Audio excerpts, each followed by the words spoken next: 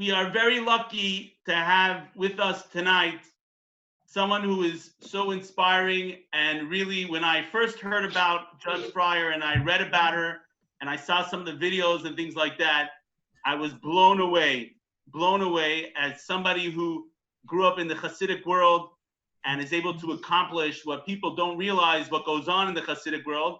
Believe it or not, my grandfather, my great-grandfather, also very Hasidic, wore one of the big streimels in Williamsburg many, many years ago. And then it shrunk. It shrunk down to the streimel went.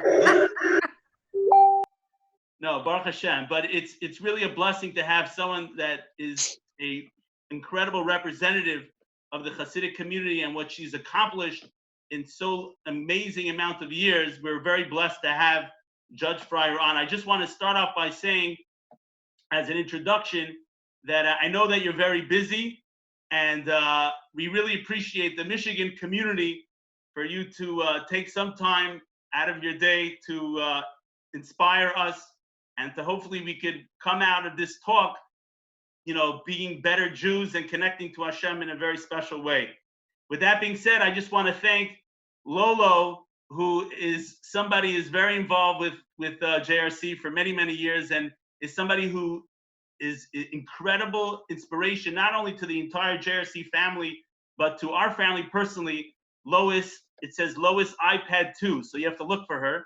She is a incredible great-grandmother, someone who is such a special person that has been through tremendous challenge in her life and is just so uplifting and radiances incredible positivity that we are honored to know her very, very well. And again, I'm blessed to kind of call you my bubby, even though you're not really my biological bubby, but you are our bubby. And again, tonight's class is dedicated to your sister, Allah Hashalom, who passed away recently, Avigayil Bas Yosel.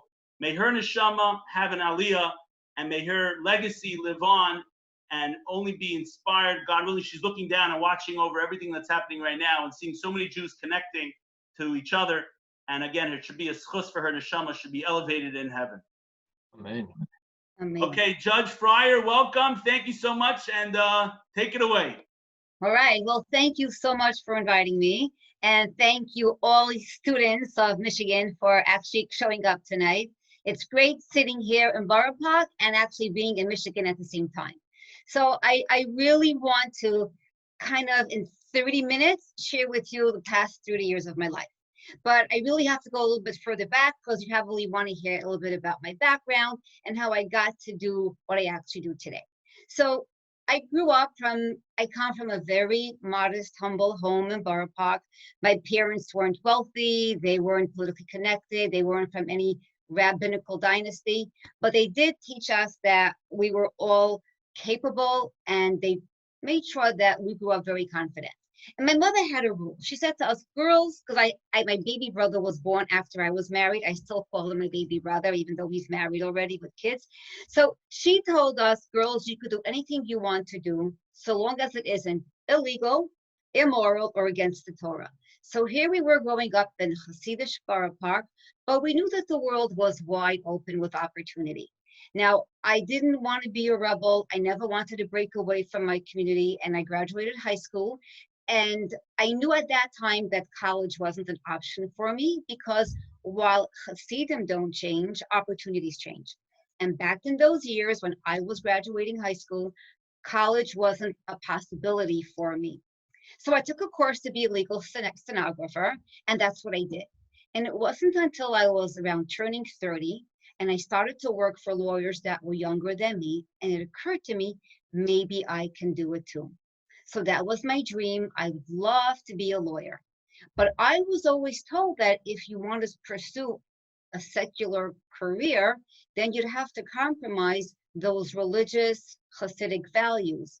And to me, it was very important. It was my personal goal not to compromise my values. And I did it very slowly. I started college when I was 30. At that time, I already had 3 children. And my fourth child was born my first semester of college. And then college took me 6 years. And after that, my dream was to go to law school. I didn't know if I would make it. And one thing you should know, that if something is worthwhile, it's going to be hard. And I had naysayers every step of the way. Ruchi, it's never going to happen. You're never going to make it. You're never going to get into law school. And even if you do, you'll never pass the bar. And even if you do, you won't have any clients. Who's going to want to come to a Hasidic woman? Who's going to want to use you as a lawyer? But my answer always was, if God wants it to happen, it's going to happen. And it was with that belief, that emunah, that I was able to overcome all the obstacles and actually get to where I am today.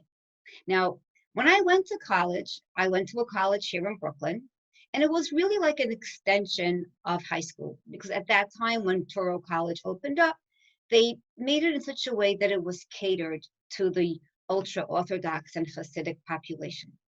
But when I graduated college and I had to start law school, that's when I started to get a little worried.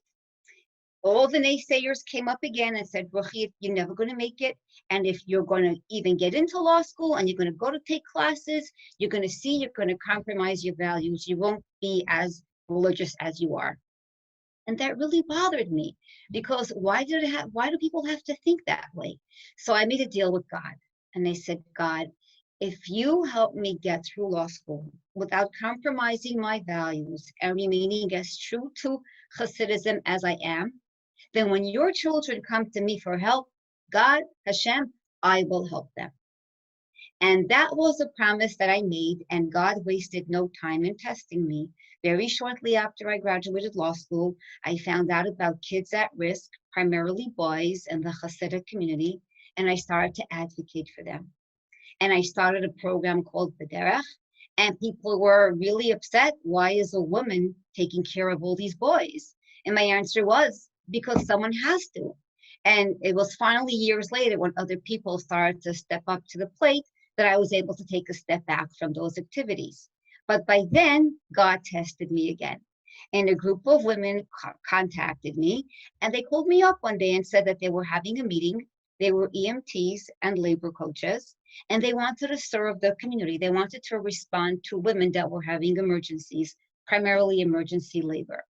And there is a very strong, very good EMS organization here in Brooklyn that serves the community, but it's comprised of men. And I never knew, it never occurred to me that women wanted to join. And when I met these women, I couldn't believe it, because here I was growing up in this neighborhood. I never knew about this. And I said to them, if I went to law school just for your cause, that alone was worth going to law school. And if anybody heard of Ezras Nashim, that's the name of the organization. And I became an EMT, and then I became a paramedic, because I was provoked. The worst thing that anyone can do is tell me that I can't do something because I'm religious and Hasidic and a woman. So you press those buttons, I'm going to show you that I could be Hasidic, I could be a woman, and I could maybe do it better than you. So that, in a nutshell, is how I started out as a legal secretary and worked my way up to being a lawyer. Then I had at that time my uncle, who was my mentor. He passed away a year and a half ago, and he was a judge. Now, he wasn't Hasidic, but he was ultra-Orthodox and from a Hasidic family. And he was my mentor, and I always said to him, you know, Duvi, I'd love to be a judge one day. And when he retired, he said to me, Ruchi, if you still want to be a judge, I'm going to be retiring soon. And if you run for my seat, it'll be my original seat. You may have a chance. I thought to myself, run for a seat? Me, a Hasidic woman in Borough Park, running for public office? Oh my God, I said, this is really pushing it beyond anything. So I figured I'm going to discuss it with my husband and my kids, because no matter how independent we are as women, we need to have the support of our family. We need to have the support of the men in our lives. And lo and behold, my husband was totally for it. And if you think I ran for public office, you're making a big mistake, because it was the Freier family that ran for public office. You should have seen what my kids looked like, you know, with the long payas, the side curls, and the black hats and the black coats, standing on the street corners with my flyers. Vote for Freier, says my mama, they were saying in Yiddish. And it was really incredible. They even had my campaign jingle written in Yiddish. But my story just proves that if you really want something to happen and you keep your faith that God runs the world and you believe that God can make anything happen, your dreams also can come true. So my story was just really my own personal dream. I never thought I'd be speaking to students like yourselves, but you're very lucky because you are all in a college environment that is encouraging you. You don't really have to worry about the things that I was worried about. I just want to make sure that all of you realize what potential you have. You're young, you're smart, you're in school, you're only learning about yourself and what the world of opportunity has. But whatever your dreams are, just remember one thing from my story, that whatever your Jewish values are, and we're all different, we all come from different backgrounds, but there's something that connects you to God. And whatever that connection is, don't think for 1 second that you have to let go or loosen that connection to be successful in the outside world. Because what I've learned is just the opposite. When people will see that you're the person that's true to your values, that you're honest with God, even when it seems that no one is looking, the impression that you're going to give is that you're a person of honesty, integrity, commitment, and loyalty. And when there's some corporate secret, who do you think they're going to trust, if not you? So stay strong in your faith. And it's good to have a rabbi or a rebbetzin, because along my journey, I always had questions. And I always needed to have a rabbi that I could consult with. And that was always so important. So have those dreams, have those ambitions, keep that connection with your rabbi, and keep that connection with God as tight as it is, and never let go.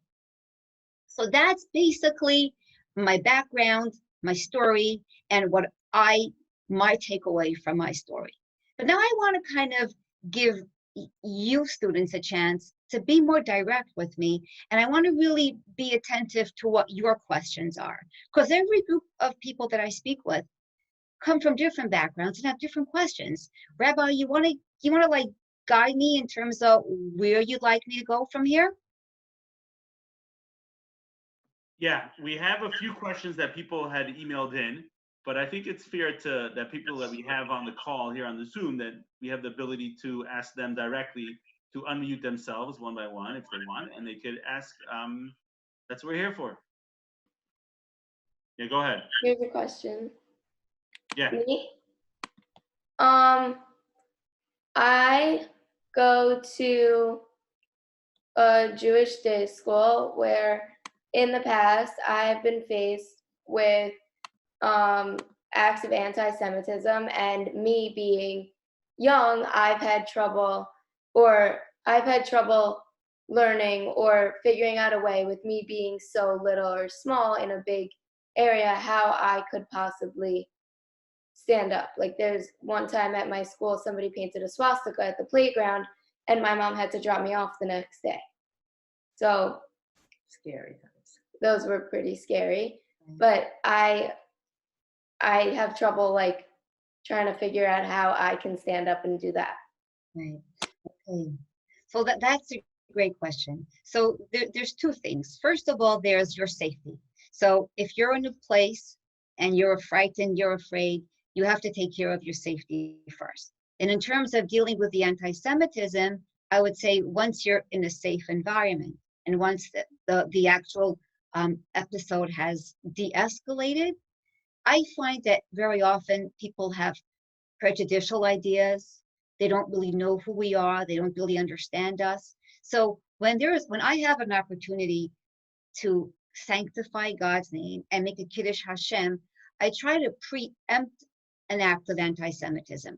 Because sometimes it's not even anti-Semitism. Sometimes it could just be people who just don't like other people. And it just manifests itself that way, whether they're going to just be angry at the Jews or at Muslims or at African Americans. It sometimes is just bad people as opposed to them not liking Jews. Sometimes they don't even know what Judaism is all about. So when I go into, let's say, a new job or a new office or a new courthouse, I don't hide the fact that I'm Jewish or Hasidic, but I come I come armed. What do I come with?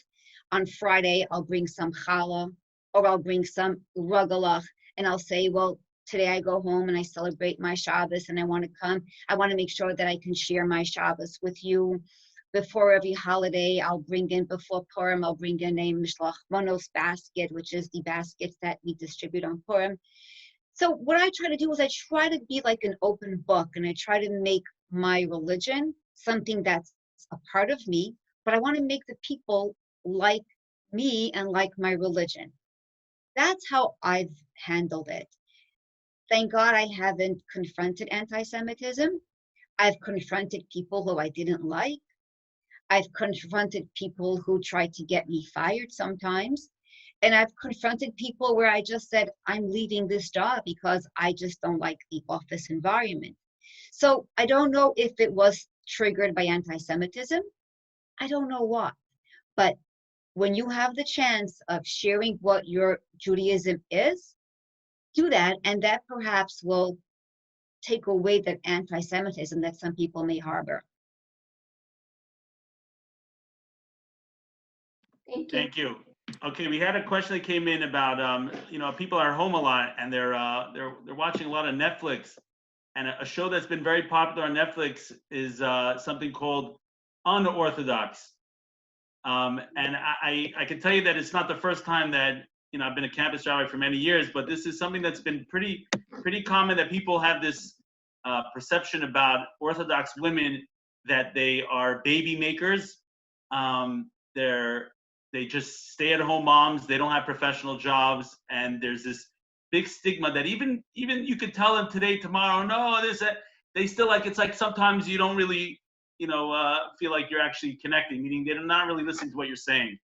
How do you deal with that, with this whole Netflix series that really doesn't portray Hasidic Judaism, Orthodox Judaism in the best light? What's your response to that? I stand up and I speak out, because that movie, it was just a fiction, sensational movie. There were so many scenes in that movie that could never have happened. Now, it is possible, no matter where you live or who you are, that life doesn't always work out exactly the way you thought it would be. Some people have parents that may not be the best parents. They may have teachers that may not be the best teachers. But this movie was a movie about a girl where every single thing that could possibly go wrong in anyone's life went wrong. And it was just a complete exaggeration. And things like that really don't play itself out that way in the Hasidic world. Everything from the guy with the gun, with her father being an alcoholic, with the women observe the mitzvos, and we're proud of it. We don't stand in front of the mirror and cry when we're covering our hair. There are all those things that we do as an act of not just observing Judaism, but loving our role and understanding that the role that we play is a very important one. Now, I'm going to share a secret with everybody, and I'm sure it's a secret that the whole world knows.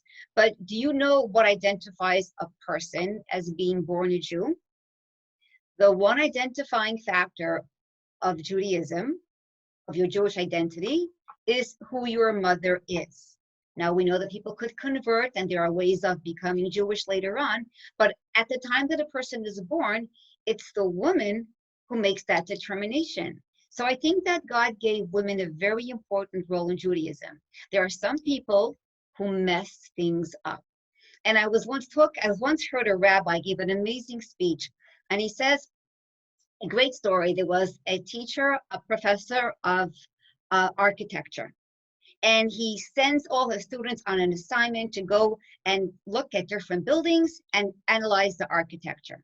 And one student goes to the building, and the windows were busted, and there was beer cans all over the place. And he comes back and he tells the professor, and he says, "This is a terrible building." And the professor says, "Didn't you notice the architecture? Didn't you notice the tile? Didn't you notice the sculpture?" And he says to the student, don't blame the architects if the tenants messed up the building. This woman who made this movie just made a mess of Judaism. It's not an accurate picture. It's not how we live our life. And trust me, I'm a Hasidic woman and I am not a second-class citizen. And anybody who knows me and all my friends will all say the same thing. So a lot of it is fiction. A lot of it is exaggeration. It could happen that somebody's mother runs away. It could happen that somebody's father drinks too much. It could happen that somebody gets married and might not have a good marriage. A lot of things could happen. But a story about someone where every single thing goes wrong, and by the way, those things could happen to anybody in any society. And I've been a judge in criminal court. I've been a volunteer attorney in family court. And the amount of people from my community that I have met in those courthouses, I don't even know if I could say a handful, very, very few. So I've been around the block a few times. I've seen what goes on in different societies, and I'm very, very happy and content living in my Hasidic community. And I call myself part of a group of people who are a silent majority. They're really too busy to stand up and do anything about it. I think all the years when something would come out against the community, I would say, this is terrible, what are you going to do about it? Everybody would say, we're too busy. And we know it's not true. And most people just don't care. They really just don't care. But I do care. And I want people to know the truth, that we're a beautiful community, lovely families. Are we perfect? No one's perfect. No one's perfect. But if you have any specific questions, go ahead. Okay, thank you, Judge. We have an excellent question from Brandon Rosenberg. Have you ever been accused of putting Jewish law over state law? If so, how have you handled it? Okay, so there is a Jewish law, and I'll say it in Hebrew and then I'll translate it. There's a Jewish law which says, Dina de Malchusa Dina. The law of the land is the law that applies. So if there is a law that says that when the light is red, you have to stop, even if there would be some Jewish law that says that you don't stop by your red light, the law says you have to stop by your red light, so that is the law. Now, when I sit in court, I am in a New York State court, and it's New York State law that applies. So there is no question about what the Jewish law is. It's the New York State law that applies. However, if there ever would be a situation, it hasn't happened yet, but if there ever would be a situation where I would feel that I personally can't rule in this case, whether it's because of Jewish law or because I know the person or the person is related to me, because there are many laws that would say when a judge cannot preside over a specific trial, then I would do what the law requires, and that is I would recuse myself. So far, it hasn't happened that I had to recuse myself because I felt that I couldn't handle a case. But if that would happen, I would just recuse myself.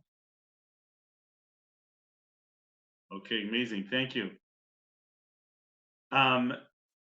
Somebody wants to know if you ever faced people making fun of your religion in front of you, your observance, the fact that you're Hasidic and I guess you wear skirts. Has that ever been an issue? You know, it was just the opposite. You know, when I was doing my paramedic training, I had to go, I was with North Shore, and I had to wear their uniform.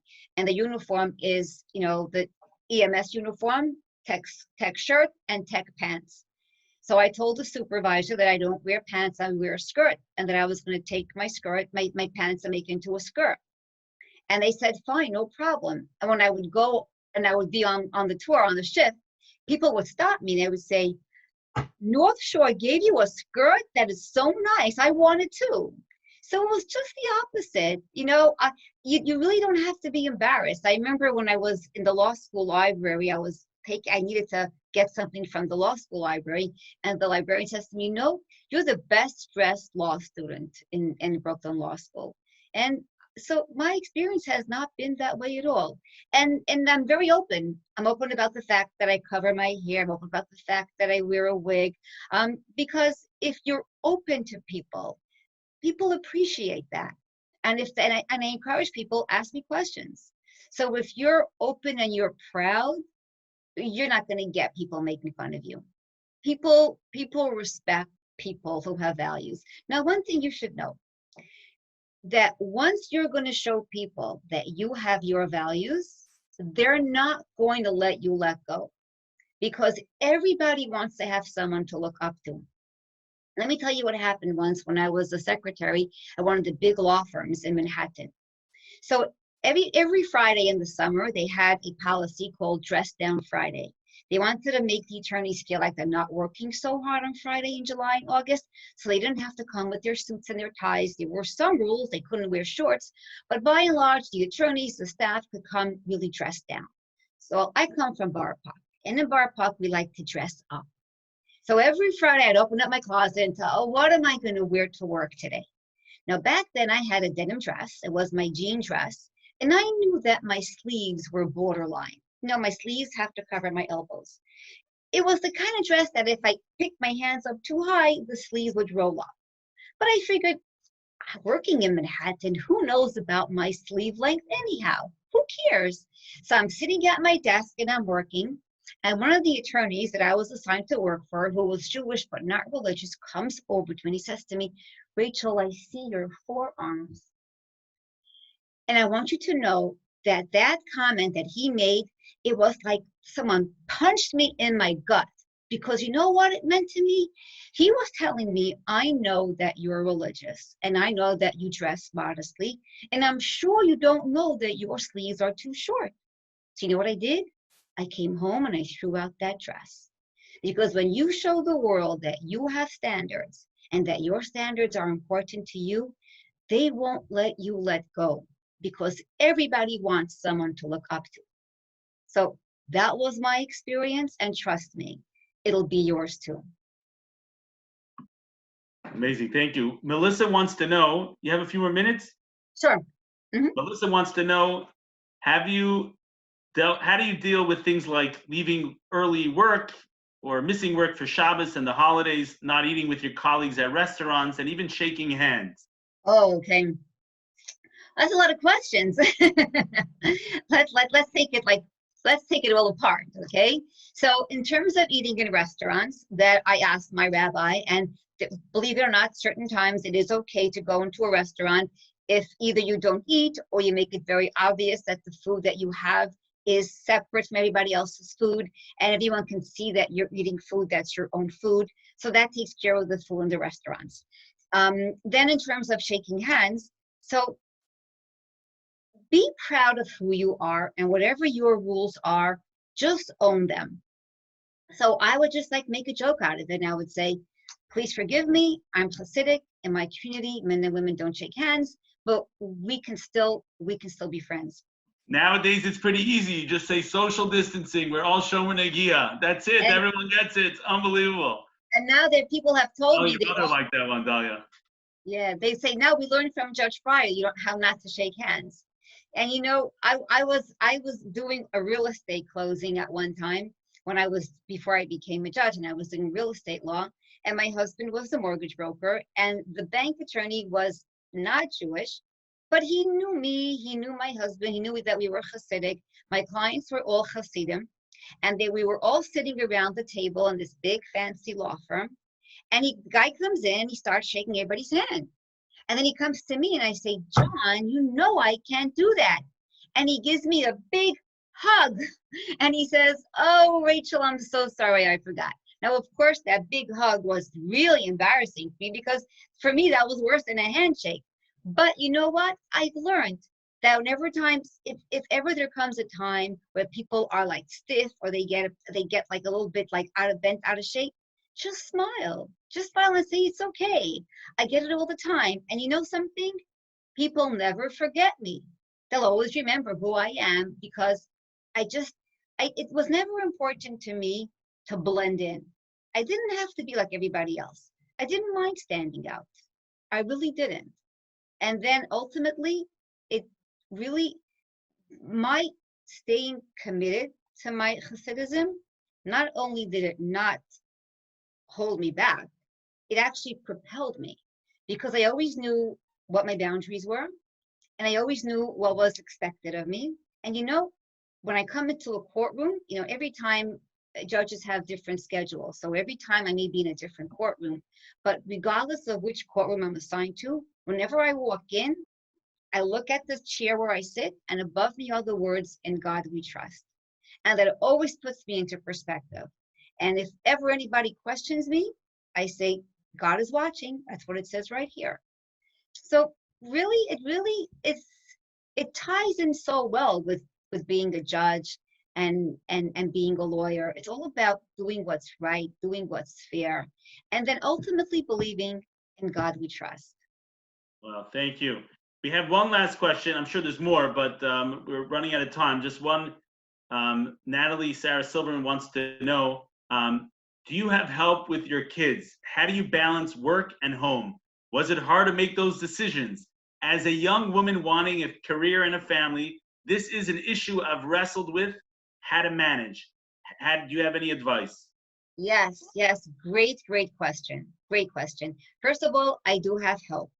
And don't think that you have to be some hero and not get help. All you women out there, when you run homes and you have children and you need help, get yourself the help that you need. I'm also very lucky that my mother lives around the corner, so she also helps me out a lot. And also, if it takes more than 20 minutes to put up dinner, that's not in my recipe box. There are things that you could make that take 20 minutes, and there's something called a freezer. I have a freezer. In fact, I have 2 freezers. So on Sunday, I'll cook and I'll put things in the freezer. You can cook in advance. I mean, now during social distancing and being off from work so much, I'm really playing house a lot and cooking things that take more than 20 minutes. But basically, dinner is less than a half hour, dinner is done. So get yourself help. And also, I never rush things. My school years were very, very long years because I wasn't going to rush on anything. Be good to yourself, be patient, and get yourself the help you need. And then you can juggle and you can have it all. Okay, amazing. I want to just give you a blessing that Hashem should continue giving the wisdom that you need to continue doing your incredible job. And Hashem should bless you and your beautiful family and continue what amazing work that you do for the entire Jewish nation and representing a massive population. And really, thank you so much. And have an amazing Shabbos to you. And everyone on the call, have an amazing Shabbos. Tomorrow's Thursday already. So tomorrow's already a time that you can start baking those challahs. I'm getting excited. Okay, everybody. Hatzlacha. Remember, you all have so much potential. Reach out into your potential. Stay strong, stay committed, stay connected to your rabbis, and be successful. Thank you. Bye, everybody. And again, Lolo, Thank you have a very good night. much. Thank you, everybody. Thank you.